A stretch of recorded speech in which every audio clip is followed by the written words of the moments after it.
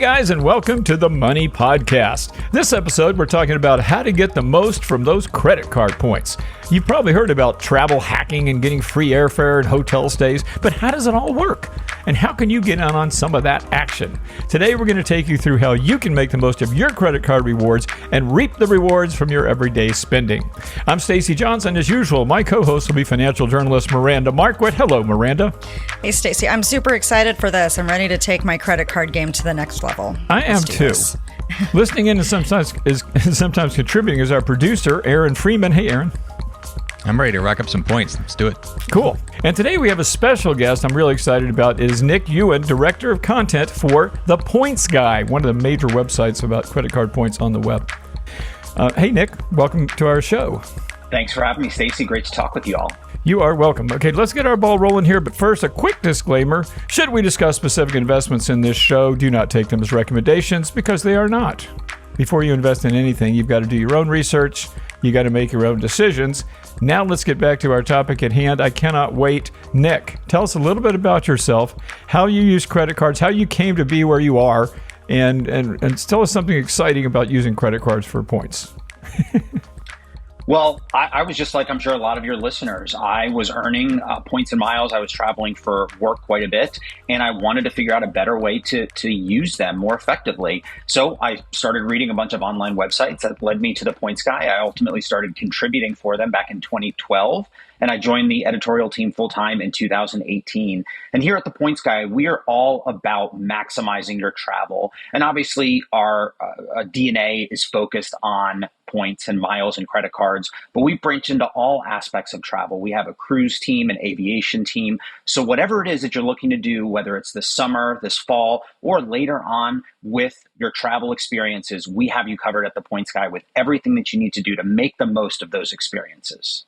Oh, I did not know that. I thought you were strictly about credit card points. No, we cover all aspects of it.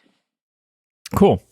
Well, I'm glad that you're here because I have tried over the years. I've been doing this for 40 years, 30 years.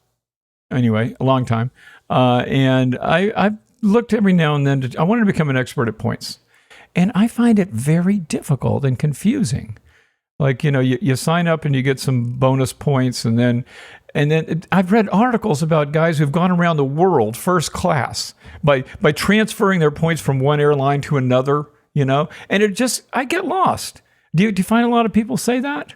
Absolutely. There's a very steep learning curve if you want to get up to the level of a true expert. But what I always tell individuals, they're just looking to get started. Maybe they're really accustomed to using their debit card or paying in cash. Start small. Pick a card that has no annual fee, offer simple cash back rewards, and start getting comfortable with managing that line of credit, paying off your bills in full and on time, the most important rule when it comes to using credit cards effectively and being really financially responsible.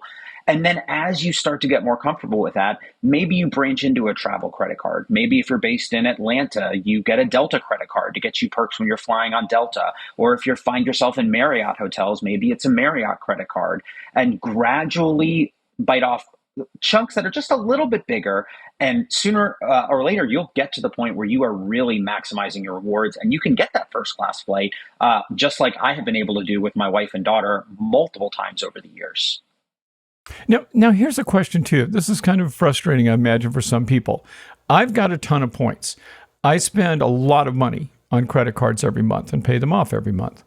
In fact, we were just talking about this in another podcast. I can get 100,000 points a month because I run all my business expenses through my credit cards. But what about the people who don't? I mean, come on. Most people are spending, a few $100 or maybe $1,000 a month on their credit cards. Are they ever going to get to some point where they're getting a free first-class trip to Europe?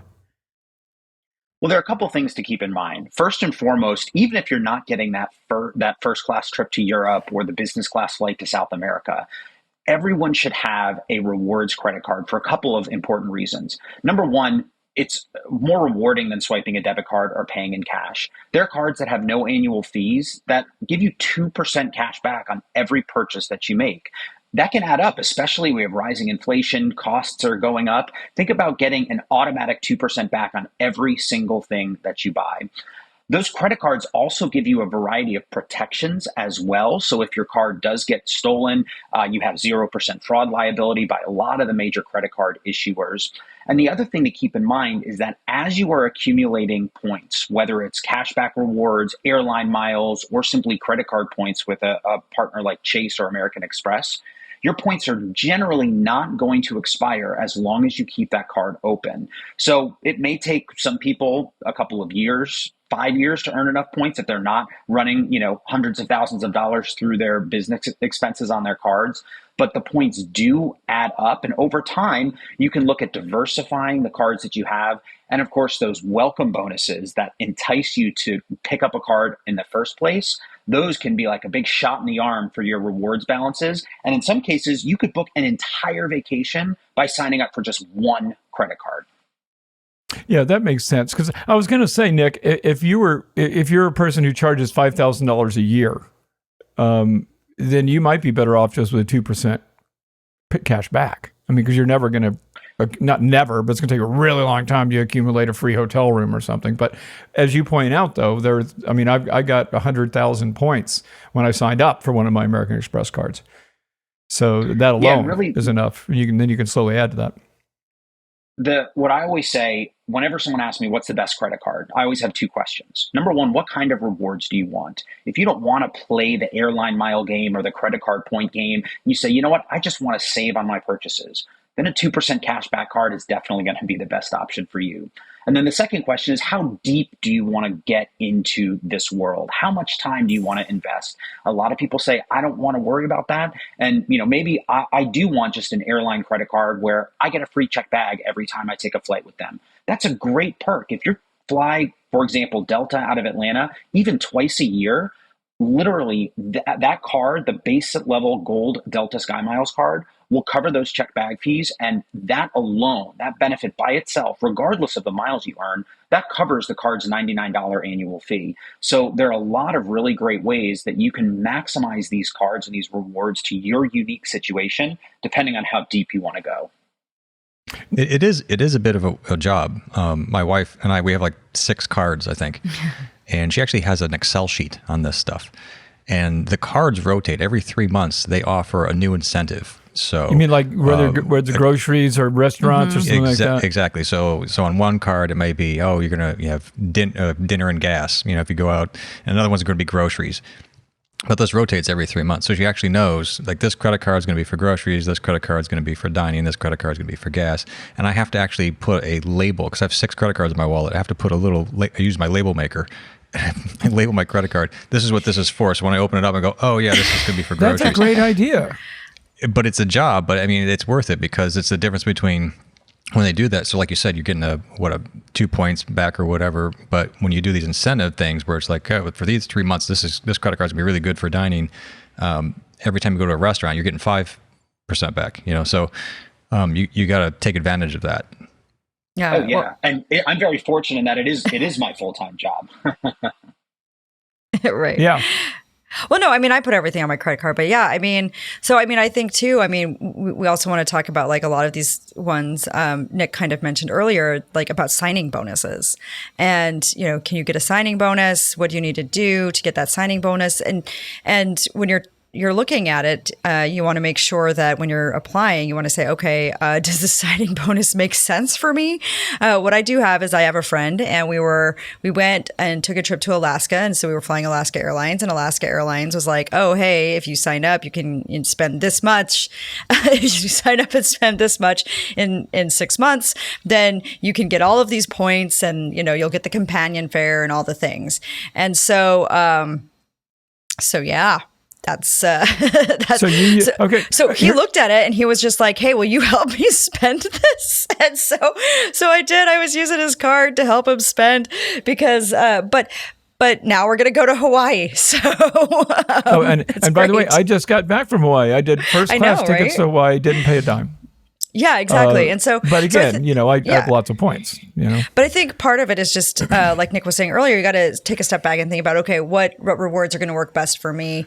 Because the other thing I do is I actually use the Capital One Savor card, SAVOR, like savor. and like savor your meal. And I like that because it offers enhanced cashback on dining and entertainment. It's 4% cashback on all dining and entertainment. And the number one thing that I do in my real life is eat at restaurants. And I have streaming services. And so this works out really well for me. And then on top of that, it offers 3% back at the grocery store. Oh, and that's so cool. yeah, and so these are kinds of the things that I find work really well for me. And I have points as well. Like I have a points card, but but I just find that it really helps to have, this thing that I use. And I kind of switched over to it during the pandemic because I wasn't traveling as much because of the pandemic. And so I kind of switched over to like, well, let's use some cashback cards. It doesn't matter if I'm getting enhanced cashback on my travel purchases because I'm not traveling. But, what if I switch to something that gives me enhanced cashback on dining and entertainment? This leads me to a question, Miranda, and maybe Nick will chime in here. One would think then, from listening to this, like some cards pay you 3 points for every in a restaurant, grocery store, blah blah blah. I have one. My American Express card. It's 3 points for every dollar I spend in advertising, and I spend a lot of money in advertising. So my question would be this: Is square one on this whole process? Is square one finding out where you spend your money so you know what kind of card to get, Nick? Is that what the first thing you should do?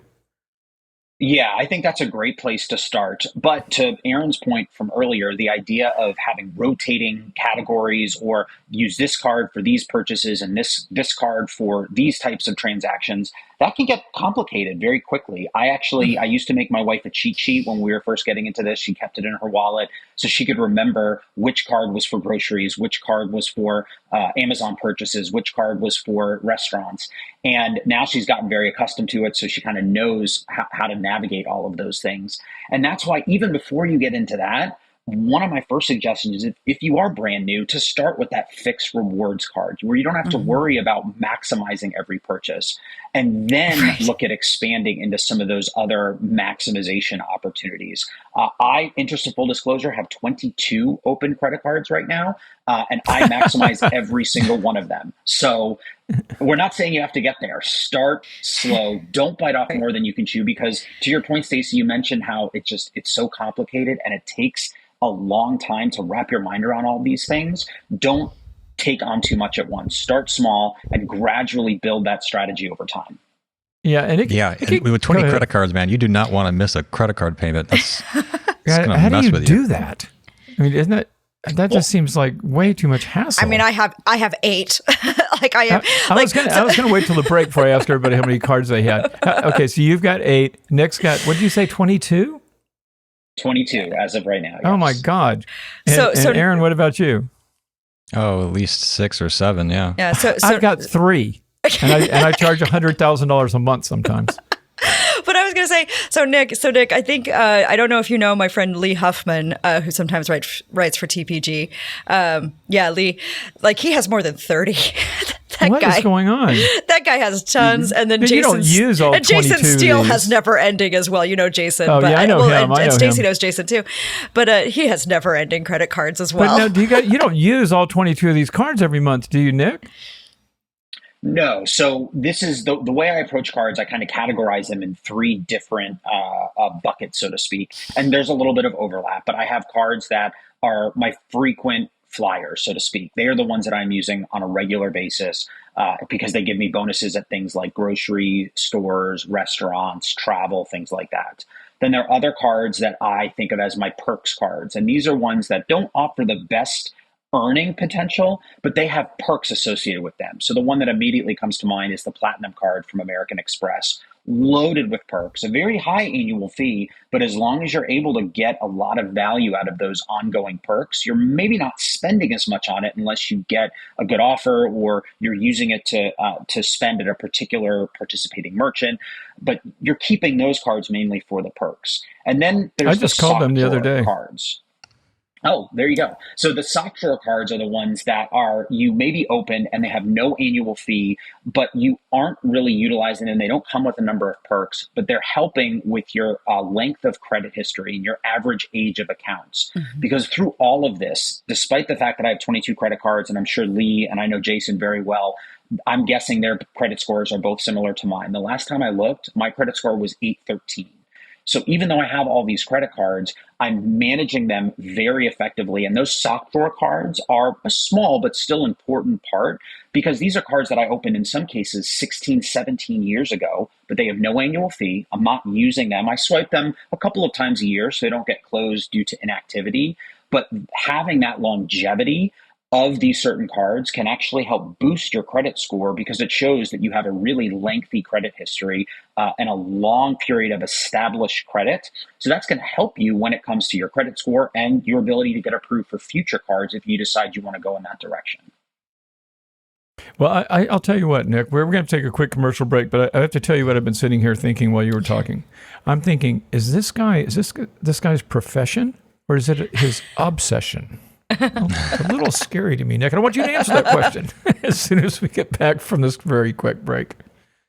Okay, we're back from our break. Okay, so now, Nick, did you really go into this business by accident, or have you been obsessing with credit cards your whole life since you were a little kid? So it certainly didn't come from when I was a little kid, but I will say I was very fortunate in that my parents did add me as authorized users to their credit cards when I was a teenager. And that's a really great tip as well for any parents that are out there. You can actually add your children as authorized users on their cards. In some cases, they don't even need to know about it, so you don't have to worry about them going on a spending spree. And the really nice thing when we talk about building a credit profile and building that credit history, when you're an authorized user, you actually inherit the primary cardholder's credit history, the payment history on the card, the credit line. So that way, if you have been an authorized user for a number of years, you can actually, the day you turn 18, have a really lengthy credit history. And we actually just had a brand new contributor write for us here at the Points Guy. This individual is a student at the University of Virginia, got approved for the Capital One Venture Card at the age of 18 because he had been added as an authorized user on his parents' cards. So even though I was not preparing for this job in any way, shape, or form, I wasn't growing up thinking, I want to be I was joking when I said that. Expert. But I will say that this is my profession. It is my obsession, but it's also my passion because travel is my number one thing that I love to do. That's something my wife and I connected over. It's something we've instilled in our daughter. I think it has so many benefits to be able to see the world, experience other cultures. And credit cards have allowed us to do that at a rate that would not be possible without the world of points and miles. And that's why I always encourage my friends, my family members to dip their toe in the water, at least earn a little bit cash back, maybe put that towards your next trip, and then you can gradually expand to additional cards. But Stacy, if you have your 3 cards and you have your one where you're earning hundreds of thousands of points and that serves you well, that's great because that's still a heck of a lot better than writing checks, using cash, or swiping a debit card. And actually, this is a great segue, Nick, because let's get people excited by letting them know the things that you've done. I just mentioned, literally 1 week ago got back from a first class ticket to Hawaii. So tell me, you must have done tons of free stuff. Tell me some of them. Well, I think what really pushed me from having this be kind of a hobby into a true passion and to use your word, obsession, was a few years ago. Actually, this was probably about 10 or 11 years ago. There were some offers on American Airlines credit cards. My wife and I actually signed up for 2 apiece in a single day. We earned 150,000 American Airlines miles. We used those for round trip first class flights from the US to Bali and back. It was an incredible vacation. The flights would have been in the neighborhood of $25,000 per person for us to just pay for those out of our pocket. That's amazing. And we were able to leverage credit card welcome offers to be able to, to book these incredible flights. Now, Nick, can I interrupt you there for a second? It's out there. Did you get 150,000 points each for each card? So in other words, 600,000 points total? It was 75,000 for each card, so we each got 150,000 miles at the end of the day. But you got 2 cards, and you get Okay. Yeah. Now, because, and by the way, I just said first class for my wife and I to Hawaii and back, and I'm in Fort Lauderdale, Florida. That was 600,000 points. It was a lot of American Express points. So, that would take a long time to save up that many points. But again, though, you could get these sign-up bonuses. I'm sorry I interrupted you. What else have you done? We've taken a number of really great trips, not just by ourselves, but also our daughter, who's now 7. She has been to, at last count, 27 countries in her own right, because we pretty much take her along everywhere that we go. The great thing, too, is that prior to your kids turning 2, they're actually free as infant in arms when you travel within the U.S. And when you travel internationally, oftentimes you just have to pay a portion of the fare plus some taxes and fees. So it can be a really nice way to get your kids really accustomed to traveling internationally. We actually just got back. We took a trip to Greece. And the really great thing about points and miles, too, is that they're great if you're planning far ahead, but they can also be a great insurance policy. We actually had some flight delays because some thunderstorms up in the Northeast. We missed our connecting flight, couldn't get rebooked. We were looking at canceling our entire itinerary, but because I had been really strategically earning points and miles during the pandemic, we were able to rebook on Lufthansa first class at the last minute. I mean, within 24 hours. Sorry, Lufthansa business class, not first class. And we were able to salvage our trip where we were still able to get to Greece and get back in comfort using our points and miles, cancel the other itinerary outright. So it's a great way to unlock these incredible experiences and really save a lot of money. But it can also be a great insurance policy if you need a last minute vacation, a last minute trip, a last minute flight, or a last minute hotel room. Do most of these things, Nick? I mean, I'm assuming that you don't spend hundreds of thousands of dollars every month on your credit cards, right? So would most of these points come from sign-up bonuses? I mean, because you're talking serious points here in the things you're describing. Are most of them coming from sign-up bonuses? Or are you really spending that much money every month?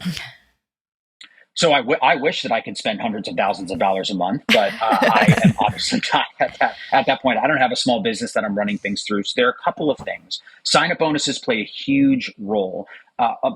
Some people don't think that you can sign up for multiple cards in a year. I typically add anywhere from 4 to 6 new credit cards to my repertoire each year to take advantage of some of these welcome offers. So right off the bat, I'm picking up 50,000, 75,000, 100,000 points or miles. But then the other thing is really using them strategically. So making sure that you are using the right one at the grocery store, the right one when you dine out, but then also taking advantage of bonus opportunities that come with these cards. So I mentioned the American Express Platinum card, generally not a great one for everyday purchases, but earlier this month, I was targeted for an offer where I can earn an additional 5 points for every dollar I spend on that card at Walmart. I also have a Walmart Plus membership because that's also a perk that comes along with the Amex Platinum card. So I need a new sunscreen. I went ahead and placed an order online. It's being shipped directly to my house, free, no minimum because of the Walmart Plus membership. And I'm earning 6 total points for every dollar I spend on that purchase. So I could have swiped a different card that would have gotten me 2 miles or 2 points. But because of that targeted offer I had on my card, that's the kind of thing that really kicks your earning to the next level, is taking advantage of these different bonus opportunities to really boost those rewards balances and accelerate your progress towards some of these really terrific options when you go to use your rewards for travel. Now, Miranda, how intense are you when you're tracking, signing up for getting bonuses and paying attention to where these points are going and all that stuff? How much energy do you put into that? Not that much. I'm lazy. But one of the things that I like to do is I'm a big fan of the point stacking. So I like stacking. So, Explain. So basically there are these different websites that you can go through that will give you extra cash back or points for whatever you're doing. And so for instance, like if I'm going to stay at Marriott, cause that's what I use. What I would do is I would first go to Swagbucks on my browser and I would go through Swagbucks and, I would book through Swagbucks. And so then I get my Swagbucks, cash back, and especially if they're doing like a special. I get my Marriott loyalty points, and then I pay with my, rewards card. And and because I am paying for a hotel room for travel, I'm going to use the rewards card that offers me extra points for travel. And so that just kind of stacks it up. And so even though like I'm not getting more points specifically from Swagbucks, I am getting cash back from Swagbucks, and then I use it at Amazon. But I get by using Swagbucks, I get about I end up with about, I don't know, $300 to $400 a year that I use at Amazon. So that helps. And then I have my ongoing like Marriott points and my status, and then I've got the rewards points. So I like to stack that way. And then the other thing I use is Acorns. Acorns has this program called Earn. And so very similar, you can connect, you've got your browser. And so if I'm doing something like, ordering flowers or whatever, and it comes up on Acorns Earn. So I use that. I use my cashback credit card. I use the Acorns. I use whatever thing is going to get me the best cash back. And sometimes I get to use Swagbucks and Acorns at the same time. And so then I get cash back from Acorns, from Swagbucks, and then the Acorns, it automatically invests it. So Acorns is an investing app. And so I'm investing. So not only am I getting cash back in my account, but now I'm getting compounding returns on that cash back. Interesting. So, and then plus I've used my rewards credit card. And so I like stacking that way. And I actually wrote a thing a while ago about how just through this method of stacking with my credit cards. And it's just very simple stuff. A lot of people could probably do it much more efficiently, but like I said, I'm super lazy. And so I take the easy way out whenever I can. That sounds really good. But I've talked about it. Like I've written things in the past about how this is how this vacation that I would have taken my son on that would have cost us $3,000 cost us $500 because by the time you figure in all the stacking and all the discounts and everything else and the cash back, it really, really takes the cost off. And I talk about it's really worth doing this stuff, huh? Yeah. It is. It's a lot of work. We do a version of that stacking. So we do a hotels.com, and we don't, we're not stuck to one hotel. So it's just whatever. I mean, you can even do Airbnbs on hotels.com. But a version of stacking is that you use a credit card that gives you points for hotels.com, plus having a membership with hotels.com, you earn points for how many hotels you stay at. So if you book like 6 nights or whatever, and you get a 7th night free or stuff like that. So you accumulate that. And so we went with Stacy to Hawaii. And I don't know how much you spent on hotels, but the whole thing cost us about $600 in just hotels. You don't want to know how much I spent on hotels? I don't want to know how much you spent. Well, okay, by the way, I wanted to bring this up to Nick. Speaking of Hawaii, okay, so I have 1 million points with Marriott.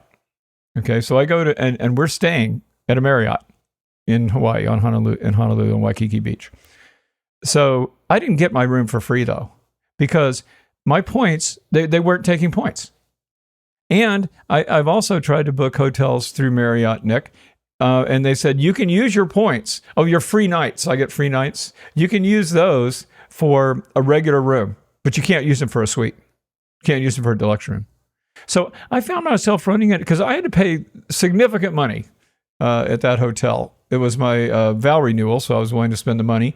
But I should have gotten that for free. I had 1 million points. And they just would not. They were not giving those suites up for points. Do you run into that? For sure. And this applies not just to hotels, but also to airlines as well. If an airline has, let's say, a business or first class seat to Europe or to Asia, and their very sophisticated revenue management system says we have a very high likelihood of selling that seat to a paying passenger, they're going to adjust the price in miles or in points, or potentially not make the seat available at all. So ultimately, the biggest thing that I think has helped both me and all of us who work at TPG and our readers is when you have flexibility. If you are looking at this is the only property I want to stay, and it has to be these dates, you're going to have a harder time in some cases using points, especially if it is going to be a popular travel time. If on the other hand, you could say, you know what, I could arrive on Saturday, but maybe I could arrive on Monday and make other plans for the first couple of nights. Or instead of taking that Friday night flight before Memorial Day weekend when everyone is going to be wanting to travel out, maybe I take the 7 or 8 a.m. flight on Saturday, and that'll have either a lower points cost or it might be available, whereas the Friday night flight is not available. So airlines and hotels, they definitely have some of these capacity controls. There are some programs that essentially make any room, any flight, any seat on any flight available.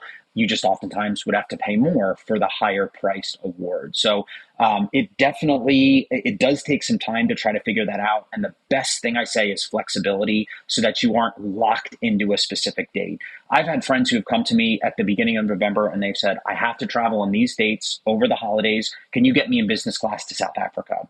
And I've laughed at them because they're asking me 6-7 weeks in advance to try to get them to one of the most popular destinations for points and miles during one of the most peak travel periods with less than 2 months of notice. If you're planning ahead, though, and you have a little bit of flexibility in your calendar, where you can stay and where you can go, literally the world is your oyster in terms of how you can leverage these points and miles.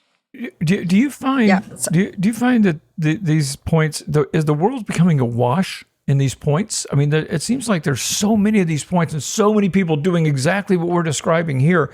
Are the points being discounted by those that are cashing them in? I mean, by the airlines and the hotels, et cetera? Are they making it harder to use them because there are so many? I mean, is this my imagination, or is this starting to happen?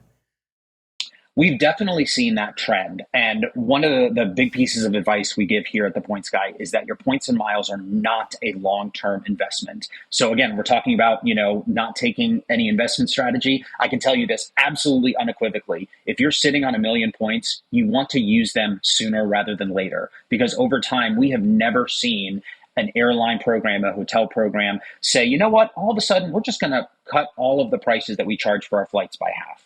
We've seen them double the prices that they charge on certain flights. So you definitely don't want to sit on them. But the counterpoint to that, during the pandemic, we saw just how valuable these loyalty programs are to airlines and to hotel chains.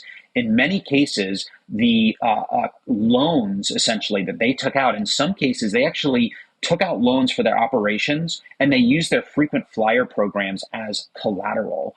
The joke is that there's one major airline out there, when they actually put out the numbers publicly, their loyalty program was actually the only reason that they were profitable. And the joke was that they are a loyalty marketing company that just happens to fly airplanes at a loss on the side.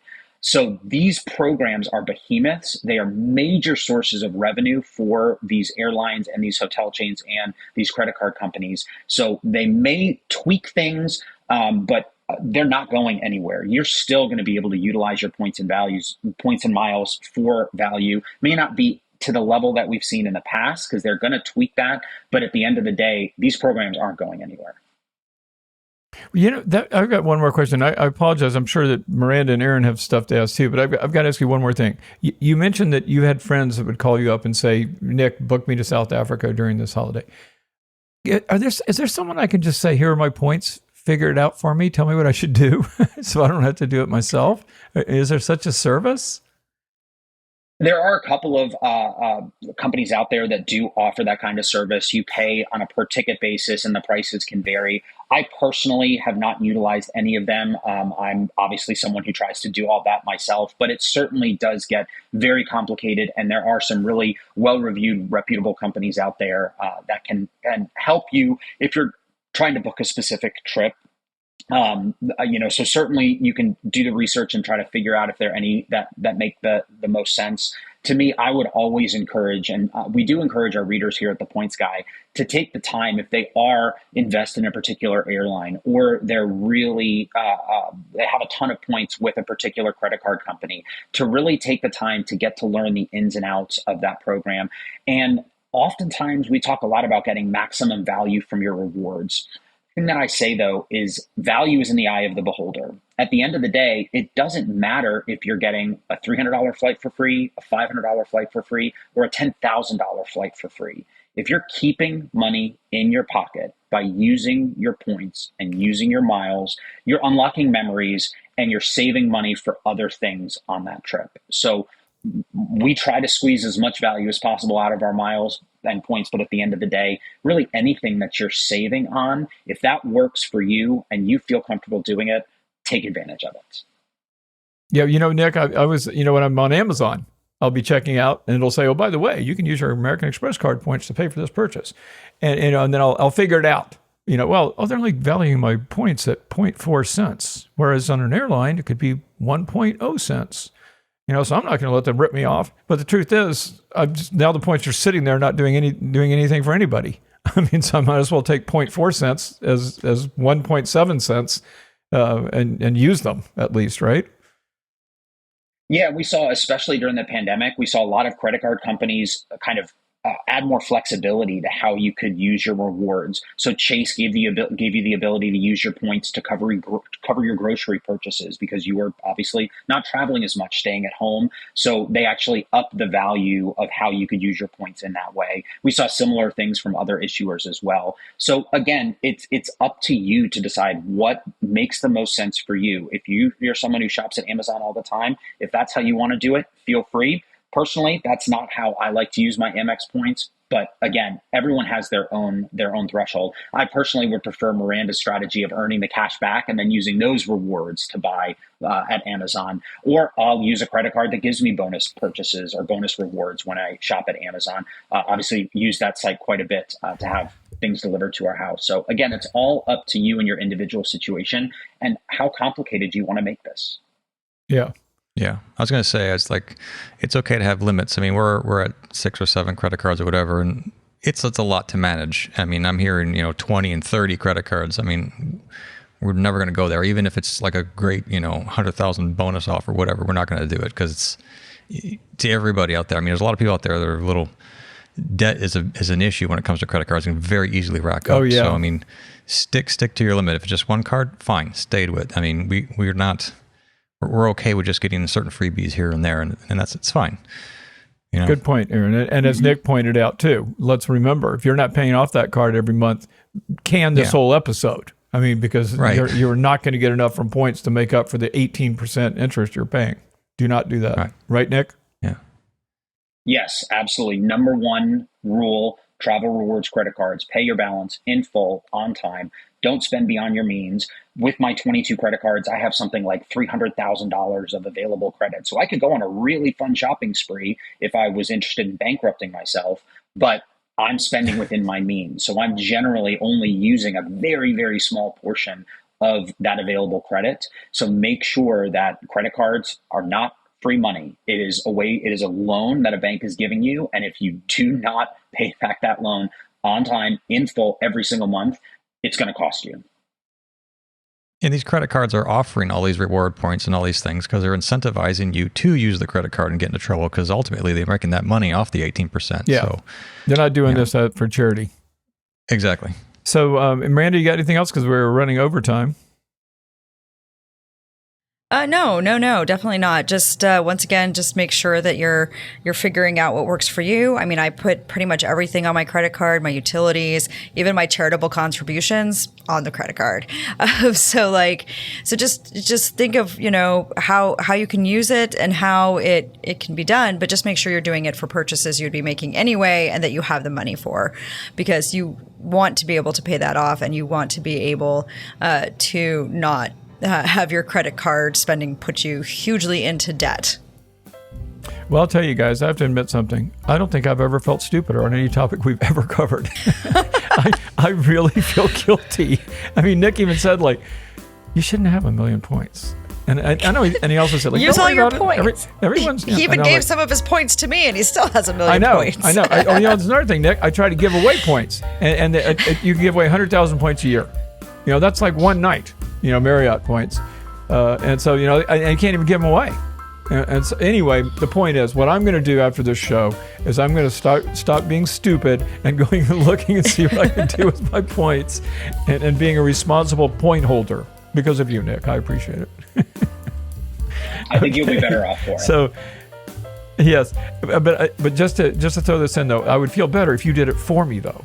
I'm just letting you know.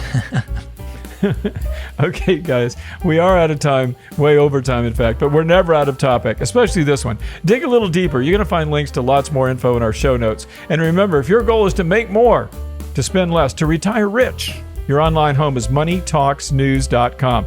And don't forget to check out Miranda's online home as well. That is mirandamarquit.com, Marquit. And you've got to check out Nick's website, too. It's a great site, The Points Guy, and it's just like it sounds, thepointsguy.com. Check out Nick there. If you got a question, comment, or topic you'd like to suggest, please tell us about it.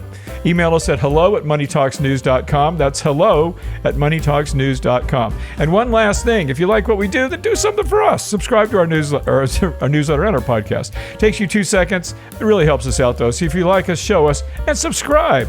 I'm Stacy Johnson. I'm Miranda Marquit. I'm Aaron Freeman. And I'm Nick Ewen. Awesome, Nick. Thanks for hanging out with us, guys. We're going to see you right here next time.